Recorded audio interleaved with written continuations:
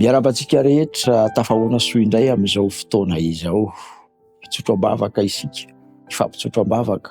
Ny namana José no mangataka tanjaka sy fahasalamana ahafahany manatanteraka ny asa fanambarana ny fahazavana momba an'Andriamanitra eo amin'ny mpiara-miasa aminy. Andeha hivavaka ho azy isika ary hivavaka ho anao koa izay manana izany fikasana sy toe-po izany eo amin'ny fiainanao. Hivavaka isika eto. Jesosy Tompo, ianao no niantso anay ho isan'ny zanakao.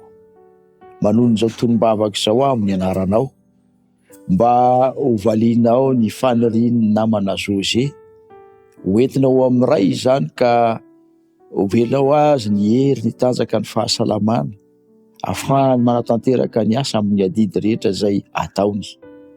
Misy ihany koa ny faniriany hitondra ny afam-pahamarinanao eo amin'ireo mpiara-miasa aminy. Feno ny tsiotsaina avy aminao izy, ny fahendrena sy ny fahatakarana rehetra, ahafahany mampita ny marina sy ny tsara ho an'ireny namana ireny. Arovy ny fahasalamany, tery izo amin'ny tanjaka izy ary mihoery ihany koa. Ireo rehetra manana faniriany hitondra izany fahazavana izany ho amin'ireo manodidina azy, dia tsinjovo manokana amin'izao ora hitsotronam-bavaka izao sy amin'ny fiainako avin'izy ireo. Manambina ny fiainan'ny tsirairay avy, ary natao lavitra anao izy ireny Tompo, fa akaiky anao mandrakariva amin'ny anaranao Jesosy no angatahako izany. Amen.